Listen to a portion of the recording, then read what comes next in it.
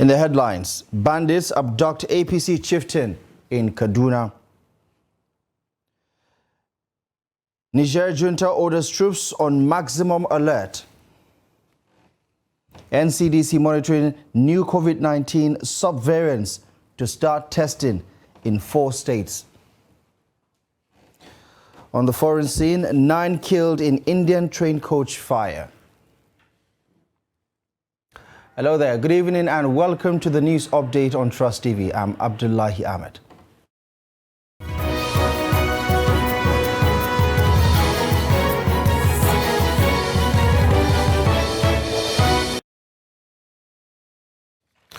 We begin the update in Kaduna, where bandits have abducted the organizing secretary of the All Progressives Congress, Kawu Yakase. He was abducted from his village in Sabo local government area of the state on Friday night. The abductors have yet to establish any contact with the family of the victim. Meanwhile, the Kaduna State Governor, Uba Sani, has condemned the abduction of the APC official. The governor, in a statement through his chief press secretary, Mohammed Shehu, has directed security agencies to go after the kidnappers and ensure the safe return of the APC chieftain. The Kaduna State Governor has restated his administration's commitment to the safety of lives and property of all residents in Kaduna State, adding that part of the steps taken to achieve security in the state was to employ 7,000 vigilantes to complement the efforts of conventional security agencies across the state. The police in Katsina State has foiled a kidnap attempt by bandits at Ruwan Lafia village in Kankara local government area of the state. After a gun duel with the gunmen, the police rescued the 65-year-old kidnapped victim, Hashim Yusuf, recovered 94 cows, 17 sheep and 2 motorcycles. A distress call was earlier received at the Kankara Divisional Police Headquarters regarding the movement of some suspected bandits from Hayingada in Malumfashi local government area of the state. Policemen who responded to the call confronted the armed bandits attempting to flee the area with their victim. Now, the police spokesperson in the state, Sadiq Abubakar, in a statement on Saturday said, quote, "The officers exhibited exemplary courage and professional skills as they overwhelmingly outmatched the bandits and rescued the victim unharmed." In other news, gunmen on Friday night shot dead a police inspector on escort duty at the popular Dealing part of Port Harcourt in Rivers State. Eyewitness account indicates that the deceased was escorting an undisclosed VIP when he was intercepted by the gunmen. The witnesses say the assailant shot the police officer and made away with his service AK-47 rifle. The Rivers State Police Command Public Relations Officer SP Grace Eringe Koko confirmed the development, saying a manhunt has been launched by the police to arrest the fleeing culprits. Still talking security, the Defense Headquarters has said that troops of the armed forces have in 9 weeks neutralized 23 terrorists and arrested 109 criminals and 5 kidnappers. It also said that 1 informant and 22 suspected oil thieves were arrested within the period across the country. The Director, Defense Media Operations, Major General Edward Buba, in a statement added that the troops also rescued 41 kidnapped hostages. Buba says 231 terrorists and their families, comprising 25 adult males, 63 adult females and 143 children, surrendered to the troops in northeast Nigeria. He also added that the troops recovered 41 weapons and 300 assorted weapons, comprising 14 AK-47 rifles, 1 AK-49 rifle, 2 AK-47 rifles loaded with 7.6mm special ammo and 1 PKT gun, among many others. Now, 3 locally fabricated rifles were also recovered, 2 Dane guns, 1 pistol and 2 locally made long barrel guns. He also assured that troops would continue to make improvements towards ensuring safety of citizens and restoring security nationwide. Elsewhere, the Bayelsa State Security Council has imposed a dusk to dawn curfew following the recent unrest that has been ravaging Nembe Basambiri community of Nembe local government area of the state for weeks. The decision, according to the state government, is part of efforts to restore peace and security to the area.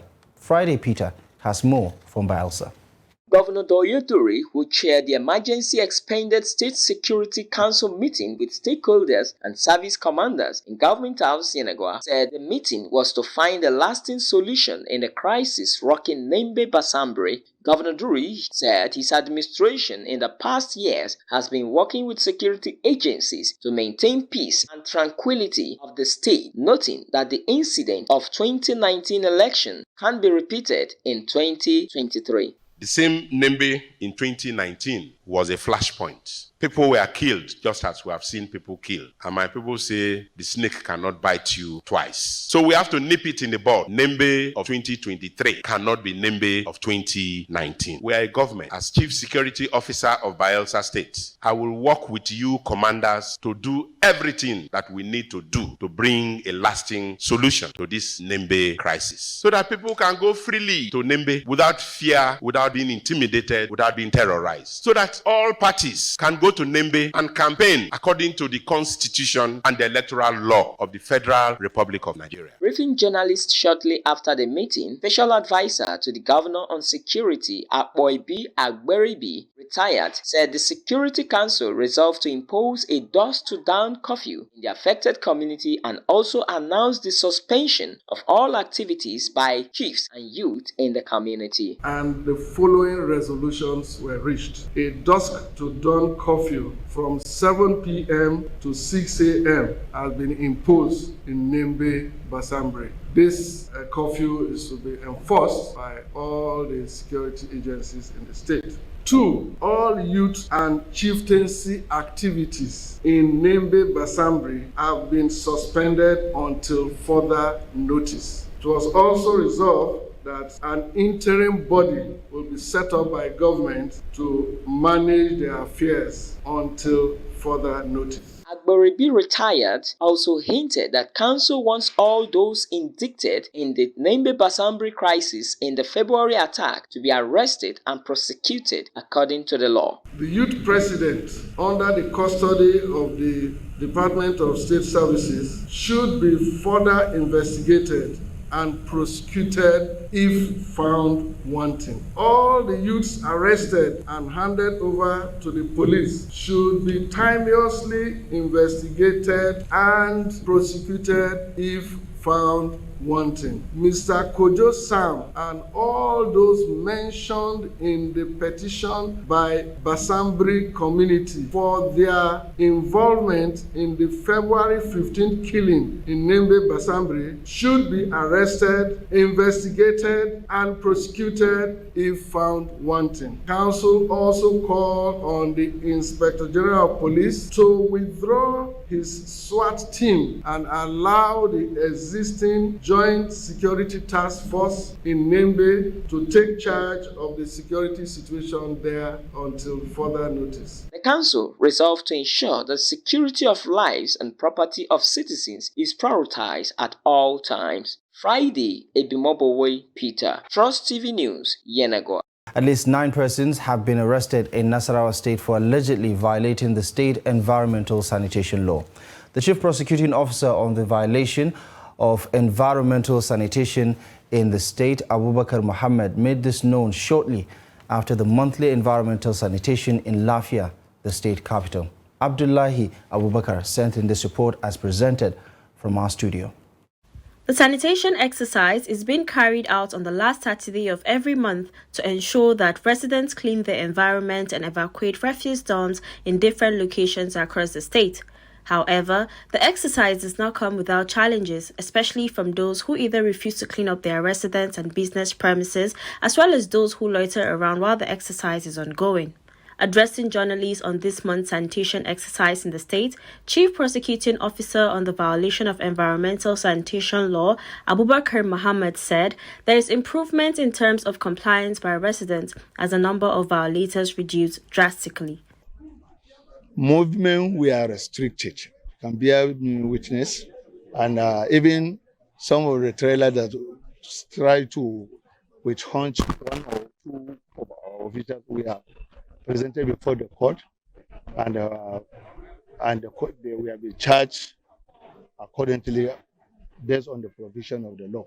He said in order to promote compliance in the state, the government has set up a committee that would ensure that people pick up plastic and similar waste products regularly around them. He further explained that as a result of the prediction by the Nigerian Meteorological Agency that 25 states, including Nasarawa, may likely experience flood, the government has planned to embark on sensitization and open waterways where they are blocked. His Excellencies graciously gave an approval on sensitization and demolition of those buildings that were erected at the waterways. And then in the waterfront area or riverfront area, those settlers that are there have been evacuated to a safer place pending the end of the rainy season. He said so far, the state has not experienced any natural disaster, adding that the government will sustain the measures already taken to guard against such. The military junta in Niger has ordered its armed forces to go on a highest alert, citing an increased threat of an attack on the country, according to an internal document issued by its defense chief on Friday and confirmed by a security source in the country. The document, which was shared widely online on Saturday, said the order to be on maximum alert would allow forces to respond adequately in case of an attack and avoid, quote, a general surprise. The main West African bloc ECOWAS has been trying to negotiate with the military leadership of the July 26 coup, but has said it is ready to deploy troops to restore constitutional order if diplomatic efforts fail. On Friday, the bloc downplayed this threat and said it was, quote, determined to bend backwards to accommodate diplomatic efforts, although an intervention remains one of the options on the table. The bloc's decision earlier in August to activate a standby force for a possible intervention has raised fears for an escalation that could further destabilize the insurgency-torn Sahel region. Staying with that story, the military junta in Niger Republic has asked the French ambassador in the country, Sylvain It, to leave the country within 48 hours. In a statement on Friday evening, the military junta said its decision follows the ambassador's refusal to respond to an invitation from Niger's minister for a meeting and other actions of the French government contrary to the interests of Niger Republic. The pronouncement comes after a series of statements and demonstrations hostile towards France since the Nigerian army toppled President Mohamed Bazoum, who has since been held hostage alongside his family in his Hiteto palace. Now, the military leaders accused Paris of wanting to intervene militarily in Niger in order to reinstate Bazoum and claim that ECOWAS is an organization in the pocket of France. ECOWAS has imposed heavy economic sanctions on Niger following the coup and has threatened to intervene militarily to restore democratic order in the Sahelian country. Well, you're watching the news update on Trust TV. Coming up ahead after the break, we'll tell you a story about religion and cultural beliefs on family planning. More on this story coming up ahead after the break.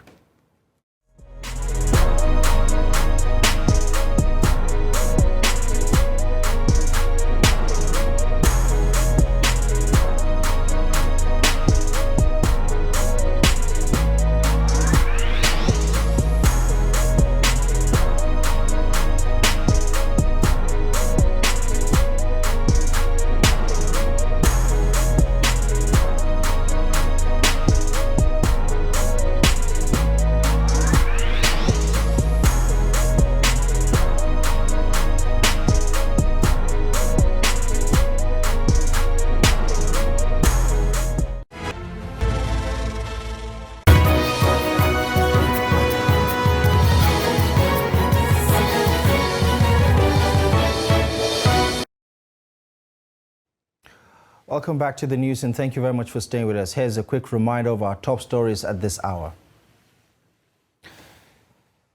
Bandits abduct APC chieftain in Kaduna. And Niger military junta orders troops on maximum alert in case of an attack.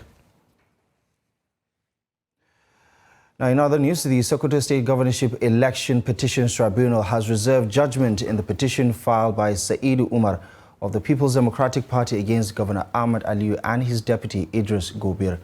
After hearing and adopting their respective final written addresses on Saturday, the three-member panel of justices led by Haruna Michelia reserved judgment, adding that a date would be communicated to the parties in September. The petitioner, Umar, is challenging the election of Governor Aliyu and Gobir of the All Progressives Congress over alleged non-qualification and alleged electoral fraud during the March 18 exercise. At the sit-in, lead counsel for the petitioner, Olumuyiwa Akimboro SAN, urged the tribunal to consider the evidences and witnesses from the party agents that proved irregularities in the election reportedly marred by violence. Akimboro SAN argued that the evidence showed alleged discrepancies in Governor Aliyu's secondary school and university certificates, claiming that they were different from the Independent National Electoral Commission presented documents. He prayed the tribunal to void Aliyu's election and declare Umar the winner of the March 18, 2023 governorship election in the state. On his part, counsel to the first respondent, led by Chief Wole Olanipekun SAN, who also adopted their final written addresses, disagreed with the arguments of the petitioner and asked the tribunal to dismiss the petition. Elsewhere, the ruling All Progressives Congress has inaugurated 6 National Working Committee members amidst protest. Now, the inauguration took place at the party's National Secretariat on Friday night in Abuja. The newly sworn-in members are the Deputy National Chairman North, Ali Bukar Dalori, Garba Datti Muhammad, National Vice Chairman Northwest, Abdul Karim Abubakar Kana, National League Advisor, Donatus Wangpa, National Welfare Secretary, and Mary Alile Idele, National Women Leader, and Duro Misoko, the new National Deputy Publicity Secretary of the APC. An earlier nominee for the North Central Zone, Ikani Okolo, was however dropped to placate the governor of Kogi State. APC National Chairman Abdullahi Ganduje, who acknowledged that the party has taken serious notice of Bello's objection and grievances of those who lost out in Abia and Cross River states, explains that they would be considered for appointments as a way of satisfying all aggrieved members of the APC. To health matters now, the Nigeria Center for Disease Control and Prevention, NCDC, says it is monitoring the new sub-variants of the Omicron variant of SARS-CoV-2 virus named EG5 and BA2.86. In a statement on Saturday, the health agency said its COVID-19 technical working group has been monitoring emerging variants from local to global level. The agency says preventive actions such as good hand hygiene, testing, vaccination, use of masks remain same as before. The EG5 subvariants have been reported in 51 countries, including China, the United States of America, the Republic of Korea, Japan, Canada, Australia, Singapore, the United Kingdom, France, Portugal, and Spain. EG5 causes symptoms like those seen with other COVID-19 variants, including fever, cough, shortness of breath, fatigue, muscle aches, headache, and sore throat.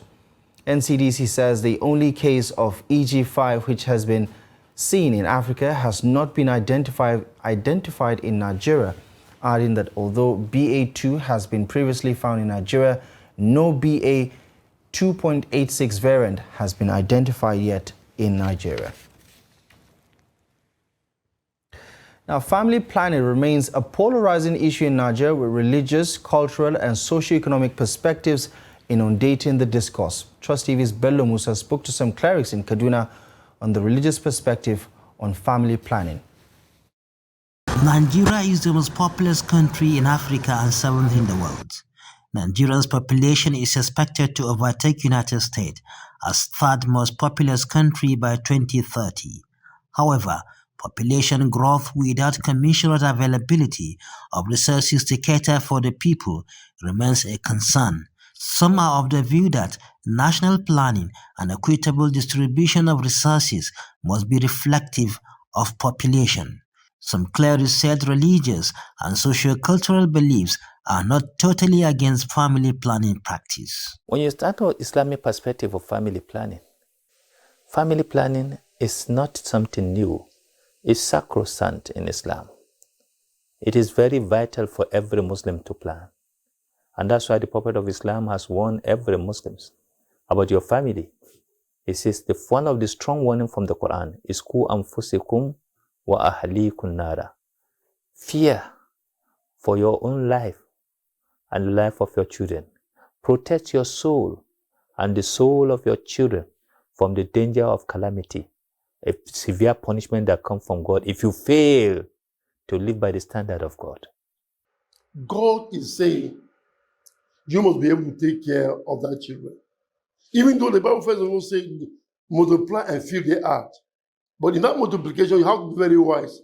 You don't give back to children anyhow. But you must be able to feed them. You must be able to train them to go to school. God can give you a wife and children. But you can also know your capability. A man that is a multimillionaire may not think of the school, may not think of food. But for you, who cannot get 1 square meal, and you are giving back anyhow, who takes care of that child? And some other theologians say there's nothing wrong to go for medical advice in the hospital. I don't talk of family in terms of taking drugs, or women taking drugs, or sterilizing, or stereotyping yourselves, or cutting up your testicles because you don't want to have children. No, because how do you plan the children you have? Awal Suleiman has 4 wives and 21 living children, and he is not contemplating family planning. He says he is still counting and sustains his family within his income. Yesterday, one of my wife undergo surgery, spending more than 100,000 plus. But yet, for those who even came to greet me today, those that have maybe 1 wife or 2 kids are still soliciting to get what to eat from me. So what I believe is that, one, you plan. You consider your income. When you consider your income, you know, the attitude of Nigerians, when you have 100,000, ask him what is he going to use his money for. The next thing is that he had no plan to buy shoe or any clothes. Just on the way, he saw the shoe seller and immediately just buy a shoe without any plan. So my money is planned for.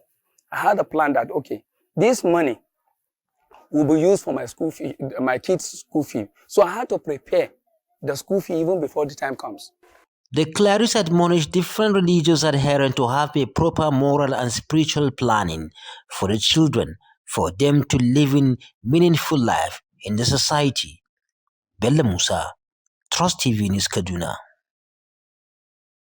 And on the foreign scene, at least 9 people were killed on Saturday after a train coach parked in southern India caught fire with a passenger when a passenger tried to make tea on board. Now, the coach, which had been detached from a train, was stationed at the Maduri railway yard in the southern state of Tamil Nadu when the fire broke out before dawn. None of the bodies had yet been identified, according to official statement. Footage showed huge flames leaping out of the windows of the train carriage. Some passengers managed to escape the inferno in time. Local media reports that the passengers had illegally smuggled aboard a gas cylinder, which exploded when they tried to use it.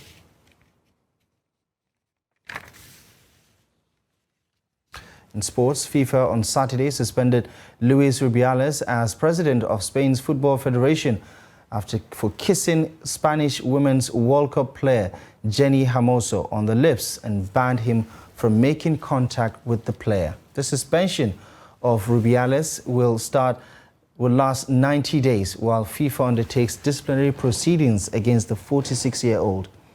The global football body added that both Rubiales and the RFEF are prohibited from contacting Hermoso and those close to her. FIFA's move was the latest development in a deepening row between Rubiales and the Federation of Football in Spain and Hermoso and her Spain teammates, which the players say has tarnished the glory of their World Cup win in Australia last Sunday. Hermoso said in a statement on Friday that Rubiales and the Federation put continuous pressure on her and her family as well as friends to make her appear alongside Rubiales in a video which she apologized for the kiss, but she declined. Hermoso, who is 33, along with 80 other Spanish players, include the entire World Cup winning squad, say they are going on strike and would not play for the national team until the leadership is changed.